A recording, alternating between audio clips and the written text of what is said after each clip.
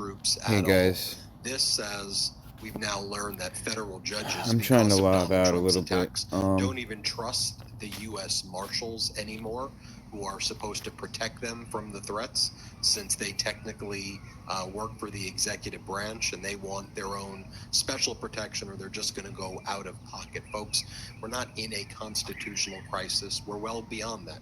We're in an authoritarian regime where we need to resist and oppose and call it out. And clarity is needed when Donald Trump gives a deranged Jaxeoff. speech at a West Point Check Army that off. How do you like graduation and that? starts talking about trophy wives and It's a funny name, starts huh? comparing himself to Al Capone, says that he doesn't like stealth technology because he doesn't like the shapes, and he thinks he gave a speech at the Ohio State University where he gave a speech in Alabama. We here at the Midas Touch Network call it out and make it a big deal, because it is, and it's having real world ramifications on our lives as this maniac destroys our country, destroys our alliances, destroys our economy. Also today, it's gone underreported, so we should highlight it here. Donald Trump pardoned a corrupt Virginia sheriff who was found guilty of taking bribes to hand out badges to people in the business community in Virginia. This was someone who was sentenced to 10 years, and the Trump DOJ even bragged about the sentencing back in March of 2025. But Donald Trump said that this was a Biden witch hunt, and Donald Trump putting more criminals back on the street. I think it's also important we talk about the Trump budget disaster as well, in the sense that the MAGA Republican senators who were making weekend news appearances said that they're not going to be supporting it. We'll see ultimately if that takes place, but that's at least what they said. We'll talk about that and more on this episode of the Midas Touch podcast. Brett and Jordy, how are you guys doing? I'm doing great. It's great to be here with everybody, and welcome everybody to the special Memorial Day edition of the Midas Touch podcast. I hope everybody's having a powerful day, a reflective day filled with gratitude for all the brave young men and women who gave their lives in service to our country. And it's a reminder of the reason why we are always, doing this, why we get up every day and we all work so hard in order to get these messages out here, because we Don't even want to need live goblin up teeth, to they're not. that, right? We want to be able to defend those same values. So today we honor them. Thank you for making us part of your day here. It's not just a day off, it is a day to reflect and a day to continue the fight. So we appreciate you being with us. Jordy, how are you doing? I'm doing well, brothers. Midas Mighty, great to be here. I'm excited to get into the show today. And so with that, Benji, where do you want us to lead us off? Well, let me reflect on the Memorial Day parade in my town, just at the outset of this episode. It was an overall great parade, but there was one part of the parade where the town Republican club had their own kind of crew, and they made it so Trumpy. And they had the Trump flag, and they had all of the Trump stuff, and all of this language, DEI is bad, we hate DEI. It was a little bit wild too, because as I was watching some of the people in the group, it wasn't just all kind of white people, and it was like a small group, and it was just, coming into my town where we have a Democratic assemblyman, a Democratic senator in a blue state, and just to see them making Memorial Day about Donald Trump with the Trump flag, and they were playing the YMCA song. It left a certain feeling with me, which is why I'm talking about it. But it's also important why I want to reflect on that we continue to build this pro-democracy community, and we talk about things like that, and we share it with others in our community in real world settings to let people know that that's not okay. I'm not okay with people coming into my community and saying that they don't support diversity and inclusion in a community that actually is about diversity and inclusion. So I always say it's important that we not normalize that behavior, and we just speak about it and say, I'm not okay with that. I'm not cool with that. I support diversity, and not be afraid of all the narratives out there that try to convince you otherwise. And when I think about these narratives that try to convince you otherwise, it's this corporate news reflex to just try to watch a Trump speech and then report on it as though it's a completely different speech. And maybe they're doing it for access. Maybe they're doing it because they're Trumpers and Trump cheerleaders. Maybe they're doing it because they're lazy. But I think it's important to be like, what the hell are you doing? And, I like some of the business reporting by Bloomberg. I like their podcast reporting at Bloomberg. So when I saw a Bloomberg reporter take a look at that West Point graduation where Trump gave a commencement speech and said, some of President Trump's advice to West Point graduates today: do what you love, think big, work hard, and never give up. Don't lose your momentum. Have the courage to take the risks and do things differently. Never lose faith in America. I watched these speeches. He didn't say any of that ever. He showed up disrespectfully wearing a red political campaign hat. He railed about trophy wives being not good, but then not good. He talked about how he didn't like stealth. He compared himself to Al Capone. He attacked former President Biden and former President Obama. He made these deranged comments that there was nobody joining the army until him. All of those grads who were there joined the army under former President Biden because they were there for 4 years and they were graduating now. So when I watch that, it's the exact opposite, setting aside politics. It's the exact opposite of what this Bloomberg reporter, Jennifer Dooley, wrote about. And it's just the exact opposite of what we should be teaching, in my view, future leaders in the military, future leaders in general, and forget leaders, just people being decent, good human beings. And so how on her list does she not mention the things that were happening? I mean, where a United States president says he doesn't like stealth because the shapes, and he thinks the shapes get outdated. I don't even know what the hell does he think stealth literally means that the planes are actually invisible versus that they can't get detected on radar? Here's what Trump says about stealth. Play this clip. And I've approved a $1 trillion investment, and that will be, again, the largest ever in the history of our country. And we are buying you new airplanes, brand new, beautiful planes, redesigned planes, brand new planes, totally stealth planes. I hope they're stealth. I don't know, that whole stealth thing, I'm sort of wondering.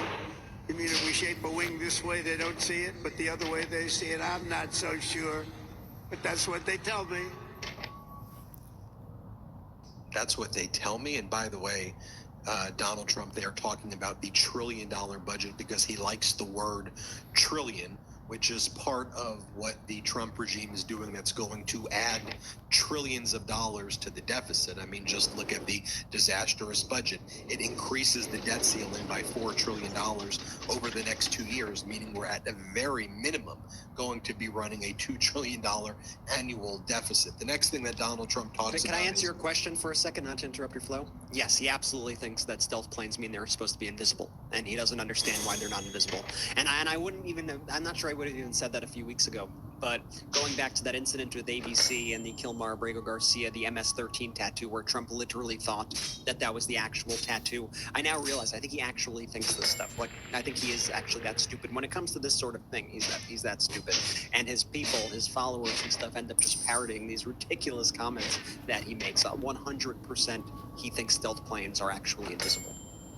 Here he is on Trophy Wives. Play this clip. Company, and he had nothing to do. He ended up getting a divorce, found a new wife. Would you say a trophy wife? I guess we could say a trophy wife. It didn't work out too well, but that doesn't work out too well, I must tell you. A lot of trophy wives, doesn't work out. But it made him happy for a little while at least. But he found a new wife. He sold his little boat and he got a big yacht. He had one of the biggest yachts anywhere in the world. Compares himself to Al Capone. Play the clip. And the American people, because they're always going to be there for you. I went through a very tough time with some very radicalized, sick people. And I say I was investigated more than the great, late Alphonse Capone. Alphonse Capone was a monster. The great late He was a Alphonse very Capone. hardened criminal. I went through more investigations than Alphonse Capone. And now I'm talking to you as president. Can you believe this? I mean, how humiliating. And then he believes that he spoke at the Ohio State University as his last commencement speech when he spoke at Alabama University. We're gonna play this clip. Army careers. And I thought I'd do this, and I can make this to a civilian audience or to a military audience. It's pretty much the same. And I did this recently at Ohio State, and they really liked it. I gave them a little advice as to what I see for what you want to do and some tips. I mean, can I just get in here real quick? Brett, can you please bring up what the Bloomberg reporter wrote about what Donald Trump said during this? So again, for our audio listeners, this is what this Bloomberg reporter wrote about this. And look, I don't like attacking or going after reporters for the sake of doing it. But something I say often on the show is don't be gaslit by corporate media. And this is exactly what I'm talking about. So this is what the Bloomberg reporter said that Donald Trump said during his speech. Do what you love, think big, work hard, and never give up. Don't lose your momentum. Have the courage to take risks and do things differently. Never lose your faith in America. And here's all I want to say about this is, look, I don't want corporate media out there to lie and make things up about what Donald Trump is saying. But you don't have to cover for the guy in this bizarro way. I'm just simply asking, please, just report on what he's actually saying, because it is absolute lunacy. Trophy wives, Al Capone, Ohio State, stealth. You don't know what stealth is? This person has the nuclear codes. And what are we gonna, how is corporate media gonna cover this? They're gonna ignore it and try and gaslight you, listeners and viewers, and say, no, this is what he said. It was actually, and I just, honestly, I have to ask why. Is it because corporate media, you're scared that Donald Trump's gonna see your tweet about him, just you reporting on his actual words, and then he's gonna get mad at you and call you a mean nickname, say nasty Bloomberg reporter? And if that's the case, this isn't the profession for you, and I don't mean it to be rude, but I'm just honestly saying, please, for our country, just report on what he's saying, because it's bizarro land, and people need to actually see this stuff. That's why I'm so happy we play these clips. I think they're just so lost in this corporate media brain that I've noticed. Some people. I have want the corporate scab. media Okay, brain I'm and they getting the can't scab. escape it. And then they just have to think a certain way. And I think it's because when you come up in these structures, you're taught to kind of report a certain way, right? I need to give this side some certain credence, and then need to give this side a voice as well. And then we let the audience. The truth is going to be somewhere in the mix of those two things. So we say this side did this side did that. You decide, audience, because we can't seem biased. Damn it. Reporters' biggest fear, throughout their kind of careers, is to appear biased. The issue is we're not in normal times right now, and when you're not in normal times and you have somebody who has so thrown off everything about what it means to be an American, all you're doing is you're allowing this individual to move the Overton window so far to the right, because you are normalizing that behavior, because this is not just about Bloomberg. This is an infection that has spread throughout so much of the corporate media. And I'll pull up this example as well, not to harp on this for too long, but let me show you a tale of two headlines right here. Here is how the New York Times reported on this speech yesterday. Here's their headline: Trump gives a commencement address at West Point, stressing a new era. The president said the graduating cadets would enter a service no longer subject to absurd ideological experiments or nation-building crusades. Now let me compare that to how they did this overseas at The Independent, and shout out to The Independent for their headline, which told the truth here. The Independent said, Trump gives rambling speech about trophy wives, golf, and the great late Al Capone in politically charged West Point address. That is an accurate description of what we all saw. And so just the fact that so many of these outlets are going with that first New York Times sort of style to try to just placate people and say, hey, listen, we're not biased. We're just telling you what happened here. You're not, though, because you're actually withholding the dangerous things that people need to know about. And that's how you soften these rough edges, which is to say the least, and you make somebody like Donald Trump palatable. I rarely watch local news, but every time I do watch local news, a lot of great local news reporting. When they cover these events, though, in many of these cities and towns throughout America, what you end up seeing is the way they frame it. Donald Trump came to, whatever, Idaho today, and he spoke about he wanted to make America great. And they'll play 3 seconds of Donald Trump saying, we gotta be great. And the crowd cheered, and then he did his signature dance moves and walked off the stage, and everybody, and you're like, whoa. that is not exactly what happened there. Like, let's tell people what went down. But that's just not what we're getting. And I think it's part of the reason why we're in the place that we're in right now. This journalistic negligence or outright maliciousness, depending on how you view it, has real world implications here because it doesn't erase what is taking place. You're just hiding it from a subset of Americans. Fortunately, the Midas Touch network is growing bigger than a lot of these corporate news networks, and we're the most viewed now out there.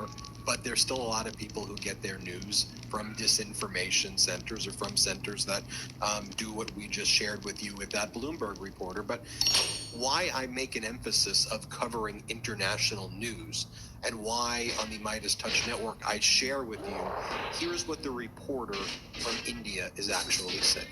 Here is how the Canadians, the people, actually feel about this. Here's what the meaning behind King Charles giving a speech from the throne, the first since 1977 on Tuesday, what that really means and how it is a show that Canada is aligning with the Commonwealth of the UK, of Australia, and saying that it is now looking towards them and Commonwealth nations and looking away from the United States, and how it is basically a see you later message to the United States, and that King Charles is sending that message as well. You know, when Donald Trump says, oh, we've got a deal with India that's right around the corner, or Donald Trump takes credit for the ceasefire between India and Pakistan, when Donald Trump attacks the American corporation Apple, causing it to lose $80 billion in market cap in a day by saying that he's going to tariff a company. He's going to tariff Apple, okay, and says you can't build in India. How that makes people in India feel. I also want to give you the international perspective of when Donald Trump is attacking universities in the United States, the international perspective to that as well. When I speak to a lot of our India followers, they have a huge amount of foreign students that go to Harvard and that go to American universities who are worried that their family members are all, and it's not unique to Indians, across the world, with people who study in our universities who are worried that their family members are going to be sent to concentration camps in El Salvador or South Sudan or Libya, or they're going to be detained and treated like criminals when they were here to study. And you could just imagine the perspective of a student, who's preparing for finals or who spent 3 years, as a productive member of an academic community, now being told, you're a criminal, and here's what's going to happen to you, and that's going to result in brain drain away from the United States as China, Canada, Europe, Australia, others are starting to recruit from the United States of America. We're letting you know when Xi Jinping is not meeting or talking with Donald Trump. Xi Jinping's putting forward a made in China policy to actually double down on manufacturing in China because of how weak and feckless he believes Donald Trump to be. And he's right about that because he saw Donald Trump cave and how he's been hosting Latin American and Caribbean nations and African nations in Beijing to strengthen alliances there. We're covering right after South African President Ramaphosa leaves the Oval Office, French President Emmanuel Macron meets with the Vice President of South Africa, projecting France and the European Union as a stabilizing force. And when Donald Trump, 4 days ago, he said that he was going to put 50% tariffs on Europe on June 1. Then you have the president of the European Commission, Ursula von der Leyen, gives him a phone call. Donald Trump moves the date back to July. And you see the kind of just overall instability in his policies, which, by the way, isn't really hurting Europe as much as it's hurting the United States. Of course, the instability hurts everybody, but it's hurting our companies way more than them. And again, it's not a shock when you see French President Emmanuel Macron having a phone call recently with Xi Jinping and announcing that they had a phone call together. French, European Union, China, representing kind of stability, and then a tour to Southeast Asia, while Vietnam is talking about building Trump towers in Ho Chi Minh City to try to avoid the Trump tariffs, basically saying, oh, I guess we just got to bribe the guy if we want to avoid the tariff regime by the authoritarian Trump regime. You have French President Emmanuel Macron going to Vietnam, going to Indonesia, going to other countries, and projecting what can we do to help build your countries and make you more prosperous and better. Now, you may say, well, I think that's BS and propaganda. I think what Xi Jinping's doing is BS. Sure, but they're actually playing the game intelligently in a geopolitical way, and Donald Trump's there speaking to our army grads wearing a stupid red hat talking about trophy wives. And again, that also gives the green light to Putin on Kyiv Day and other days, especially recently too, to start sending more Shahed drones, sending more ballistic missiles to kill innocent Ukrainians. Like, what I just out, gave man. to you Just are the fuck. facts. I'm not giving that to you from a Democratic perspective or a Republican perspective or an independent. Like, what I just told you is that's the reality. Now, you can choose to accept that that's the reality, or you can deny the reality and say Never what I seen just that, said I is don't a think. crazy leftist thing. But everything I said there was just pure objective reporting on the facts, Brett and Jordy. One of the interesting things recently, Ben, is you interviewed Dave Weigel of Semaphore recently, and you can listen to that, on the Midas Touch podcast. Make sure you subscribe on Apple Podcasts and Spotify and all the things. And he said something that, caught my attention, which was basically like, if we saw this happening in any other country around the world, the media would not hesitate to call this authoritarian. It wouldn't even be a question. Like, this is blatant authoritarianism that we are witnessing. If we saw what Donald Trump is doing with the universities, with Harvard, with these corporations, we would call that out. Everybody would call that out. Marco Rubio would call that out. It wouldn't even be like a question for our government or whoever. It would just be what we discuss. But because it's in the United States of America, everybody needs to show some sort of odd restraint and deference. And no, maybe this isn't. Maybe this is just strategy and this and that. And it's like, no, stop it. Let's not normalize this thing. Now, I just want you to think, like, say you are, one of the best and brightest, right? You are an international, student. You're a foreigner, right? You're super bright. Incredible future. You have a choice of whatever college you want to go to. You could get into Harvard University, or you could go to Oxford, or you could go to a top university in China or wherever. What are you going to choose right now, honestly? If you're looking at the country, if you're looking at the geopolitical climate right now, are you going to come to the United States of America, where you could be there, invest all this money into the school, pay for these schools, start trying to move your entire life over to this new country, bring your talents to this new country, all because one guy one day could send out some dumbass post on his social media platform and then make you illegal and get you arrested and deported or sent into a concentration camp or whatever, when you could have been the next scientist who discovered Military whatever sort of fashion form of show. energy Dun, or dun, dun, dun, dun, life-curing dun, dun, disease, dun, dun, life-curing dun, dun, antibiotic or dun, whatever it is. Like, we're going to dun, be dun, pushing dun, all of these dun, people dun, away. dun, It's dun. just basic, it's just basic, to look at what's going on and realize we're going to be driving the best and brightest minds away right now, all for Donald Trump's ego. I mean, the whole thing is just so insane, the way he is attacking these corporations. You can't tariff a corporation. You can't tariff Apple, okay? You can't do that. That's not what you do. And the fact that, it's the one disheartening thing is seeing that, these kind of smaller countries that are being bullied by Donald Trump, that they're looking and they go, oh, so if we want to, get rid of this, we just need to, let's say we'll build a Trump Tower here, or let's say we'll do this and do all these giveaways. And so Donald Trump continues to profit, continues to exploit the office for his own game. It's just the most blanket corruption that we have seen ever, like ever. And this is not my subjective opinion. This is not me coming from a political perspective. This is objectively the most corrupt administration imaginable, happening in plain sight every single day. And because he, I don't know, speaks loudly and the media normalizes, I just don't get like what's going on with the coverage right now. And let me just add to that too, because I don't want to speak specifically about the student visas that Trump is just, that is like honestly the most anti-American thing. Because look, we went to high school, and when we went, it wasn't that long ago, right? Like, I'm 32, Brett, you're 3 years older, Ben just turned 40. And what were we taught? It's not like we went to some hippy-dippy, private school. We went to public school on Long Island.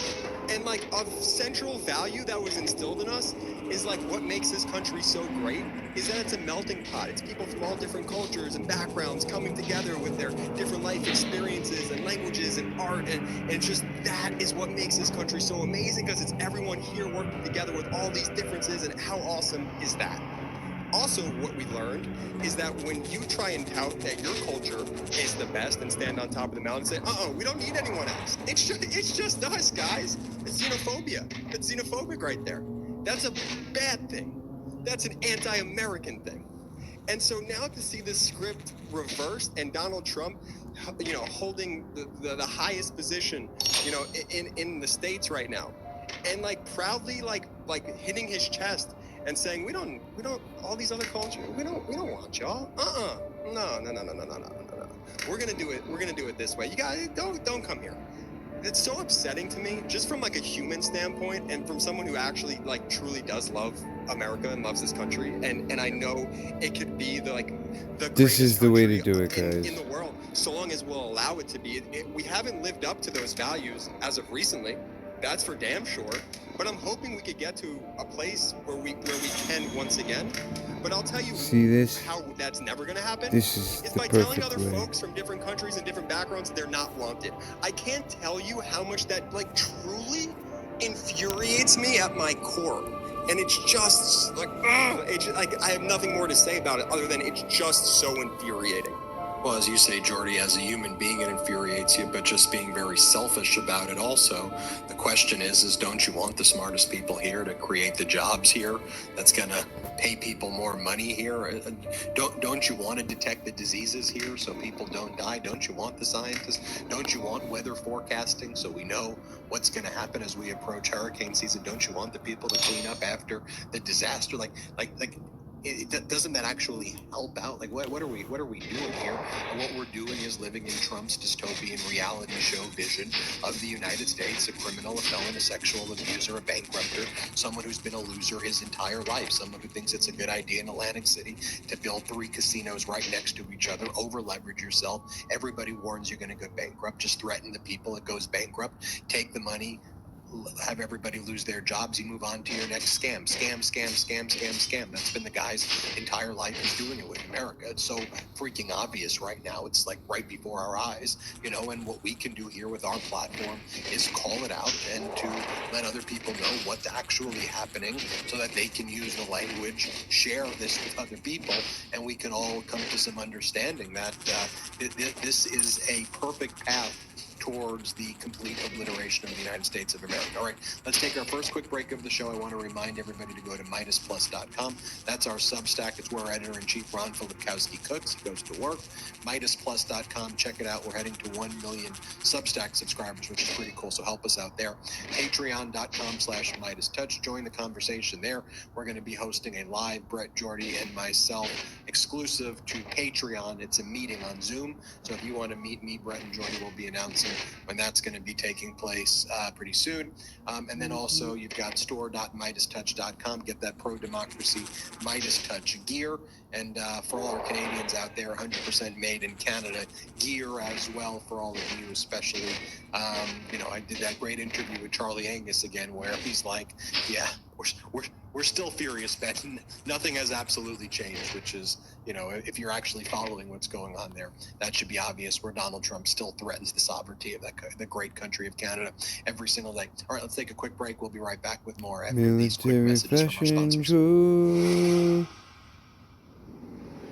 Let's face it, after a night of drinks, I don't bounce back the next day like I used to. Now, I thought I had to make a choice. I can either have a great night or a great next day. Now, that was until I found pre-alcohol. Z-Biotics Pre-Alcohol Probiotic Drink is the world's first genetically engineered probiotic. It was invented by PhD scientists to tackle rough mornings after drinking. Now here's how it works. When you drink, alcohol gets converted into a toxic byproduct in the gut. Now it's a buildup of this byproduct, not dehydration, that's the blame for rough days after drinking. Pre-alcohol produces an enzyme to break this byproduct down. Just remember to make pre-alcohol your first drink of the night, drink responsibly, and you'll feel your best tomorrow. Now, every time I have pre-alcohol before drinks, I notice a difference the next day. Even after a night out, I can confidently plan on having a great next day without worrying. Look, I won't lie, I was a bit on the fence about pre-alcohol initially, but then while hanging out with some friends in DC, I gave it a shot, and look, believe me, it's the real deal. So I first gave pre-alcohol a try when I was at a wedding. I drank it before my first espresso martini, and you wouldn't believe how on top of my game I felt the very next morning. Spring is here, which means more opportunities to celebrate warmer weather. And before drinks on the patio, that tropical vacation, or your best friend's wedding, don't forget your Z-Biotics pre-alcohol. Drink one before drinking and wake up feeling great the next day. Go to zbiotics.com/Midas to learn more and get 15% off your first order when you use Midas at checkout. Z-Biotics is backed with 100% money-back guarantee. So if you're unsatisfied for any reason, they'll refund your money, no questions asked. Remember to head to zbiotics.com/Midas and use the code Midas at checkout for 15% off. Look, starting a new business can be intimidating. I get it. Midas Touch Network was not built overnight. You need the tools to help you engage in the day-to-day tasks, the growth. And so it's why we use Shopify. It made things easy for us, and I think you should use Shopify too. So Shopify is a commerce platform. It is the commerce platform behind millions of businesses around the world and 10% of all e-commerce in the United States. From household names like Mattel and Gymshark to brands like the Midas Touch Network. Get started with your own design studio with hundreds of ready-to-use templates. Shopify helps you build a beautiful online store to match your brand style, accelerate your content creation. Shopify is packed with helpful AI tools that write product descriptions, page headlines, and even enhance your product photography. Get the word out like you have a marketing team behind you. Even if you don't, easily create email and social media campaigns wherever your customers are scrolling or strolling to the Midas Touch Network. And best yet, Shopify is your commerce expert, and with its world-class expertise in everything from managing inventory to international shipping to processing returns and beyond, you can count on Shopify. If you're ready to sell, you're ready for Shopify. So turn your big business idea into boom, boom, boom with Shopify on your side. Sign up for your $1 per month trial and start selling today at shopify.com/Midas. Go to shopify.com/Midas. One more time. That's shopify.com/Midas. Let's go. Shout out to our sponsors. Links in description of both the YouTube and the audio. Use the links, use the codes, let them know we sent you. One more plug here. Ben mentioned the merch at store.midastouch.com just before break. We still have our Memorial Day sale going on, which we're going to extend through Tuesday for the audio listeners. I was thinking about that since they get the audio in the morning. I want to make sure that they get the full scope of it. So, Brett, let's make sure we do that. Code TRUTH, TRUTH, at checkout. 10% off everything in the store. Store.midastouch.com. Check it out. Benji, where to next? You know, there's no doubt that Donald Trump's approval is plummeting. It's the worst ever for a president who's been in office at this time. Period, full stop. Objective data, the worst ever based on all of the polling, not just like one specific poller. But, you know, it's interesting when you still look at it, you're like, there's still 37 to 40% of the people who like support this guy.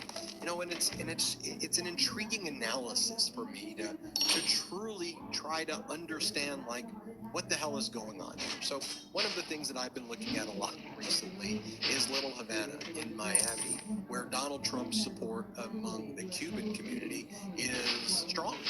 Very, very strong. It's changed the whole dynamics of kind of Florida politics, which was once a purplish state, then became a ruby red state. And a lot of it was the Cuban and Venezuelan population in Florida and some other Latino populations that are there as well. Been very supportive of kind of Trump and MAGA. And what's so wild to me about it is that every single day Donald Trump does more and more things to let that population know how much he hates them. like the most brutal type of stuff. So under former President Biden, the Cubans, the Venezuelans, and others had temporary protected status. Was a major priority to protect these communities from Castro in Cuba, from Maduro in Venezuela, and without any hesitation, Biden would make sure that these communities were protected. And then you would have a lot of MAGA Republican senators like Marco Rubio, he was a senator of Florida, make that kind of his big priority. I mean, in fact, when it came to this rapper named L Funky, I think was the guy's name, Marco Rubio used this Cuban rapper's, lyrics to basically be the name of this bill to put more sanctions on Cuba. I think it was Patria y Vida was the name of the bill, and it was also the name of this kind of protest rally song that is really inspirational to Cuban dissidents. But Donald Trump's like targeting this, like this guy El Funky is part of the Cuban community that's gonna be sent back to the Castro regime. Their immigration status has been revoked by Donald Trump under the initial kind of Cuban protection, the various kind of Cuban protection acts. That's not even including the next wave. Yeah, The same way the Venezuelan temporary protected status Yeah. has been revoked. It's going to be, Yeah. it's going to be revoked. What are you doing? Cubans as well, and frankly, all groups across. Yeah, what do you want it? Latino groups across the country. And so, Yeah, I was let gonna me drink share it. with you. This was some recent reporting in Havana and Cuba. Just watch this. It's mind-boggling. Play this clip.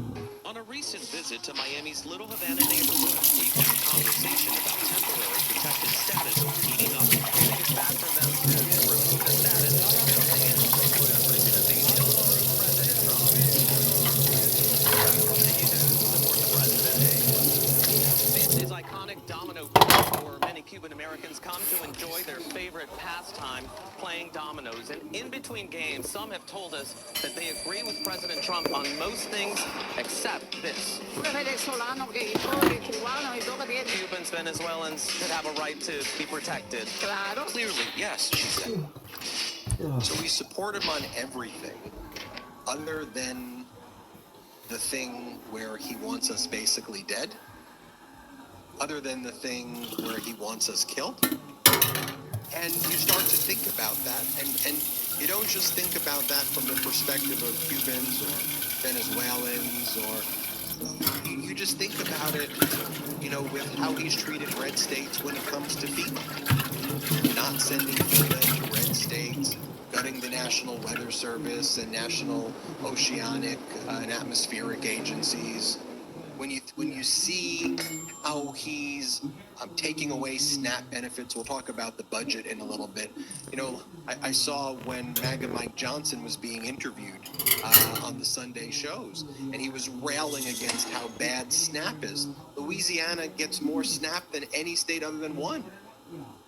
So you're literally kind of killing your people. But going back to where we started this episode, Jordy and Brett, there's been this overwhelming amount of propaganda out there that make people feel that there are these other issues to focus on. You know what? I want to see what's in here anyway. I don't know. To me, the issues that would be most impactful to me first would be my wife and my kid, my family, then probably me living, and then the community, and then I probably branch out a little bit, but where they're directly attacking your literal existence, your ability to live. It's a wild concept, and it's a segue into talking about this budget, because Military fashion we talk about the senators who don't support this bill. It's not like they're great people. They don't support it because they want more cuts to Medicaid. They want more people suffering, Brett and Jordy. That's why they want the cuts. Yeah, and I did a deep dive on the El Funky story over the weekend, and I was reading about the guy, and this is how extreme it is. He says that if he is sent back to Cuba, he will be imprisoned and would likely end up dead because he did this major protest anthem, which led to a lot of protests in the country. And so his life is literally at risk because of Donald Trump's administration, yet he still supports Trump and has supported Trump. And the whole thing is just so mind-blowing to me. The thing that always just really confuses me, and I think this is going to your point, Ben, of the propaganda, is that Trump resembles all of these autocrats who they are fleeing.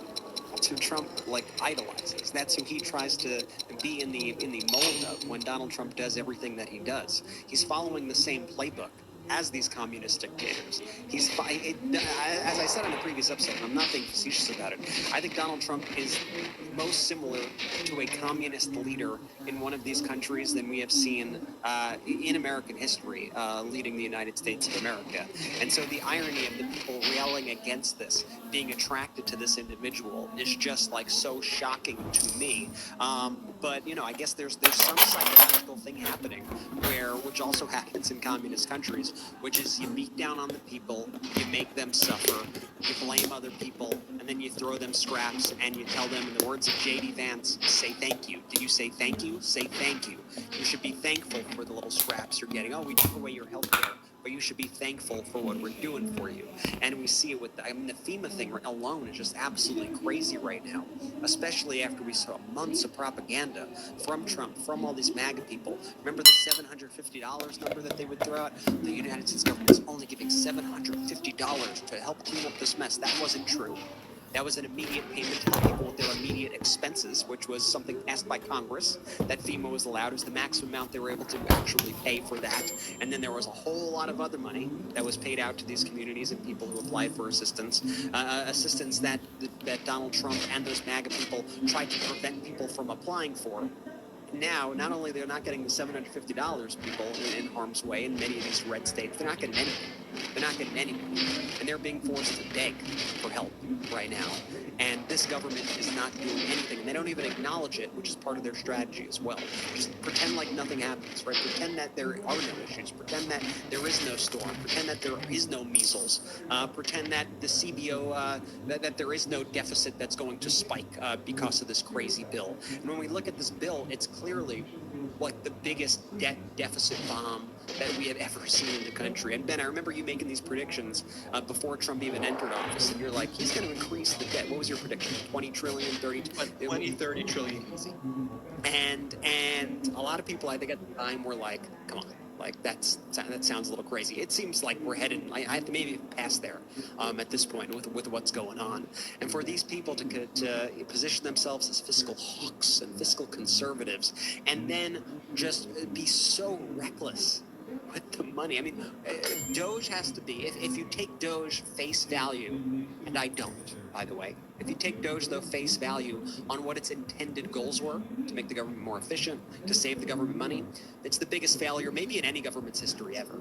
I mean, adding $4 trillion to the deficit, adding $20 trillion to debt. This was supposed to save us money? And this is just a total, complete disaster. Then you see Mike Johnson, you see all these people go on TV, they have to try to defend it. Mike Johnson always pretends that he doesn't see the numbers, or doesn't see Donald Trump's corruption, and they just play this constant game.